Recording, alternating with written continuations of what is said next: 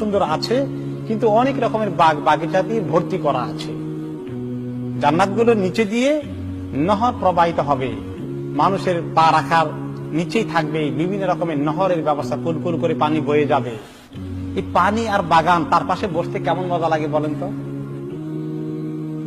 সুন্দুস আর ইস্তাবরক এই দুইটাই রেশমি কাপড়। সুন্দুস এক ধরনের রেশম, আর ইস্তাবরক আরেক ধরনের রেশম, রেশমি কাপড়, সিল্ক, যেটা আল্লাহ তাআলা দুনিয়াতে পুরুষদের জন্য হারাম করে দিয়েছেন। এই কাপড়কে আল্লাহ তাআলা পরিয়ে দেবেন। এত সুন্দর কাপড়, এত সিল্কের মখমলের কাপড়, যেটা দুনিয়াতে পাওয়া যায় না। দুনিয়ার সিল্ক নয়, দুনিয়ার মখমল নয়।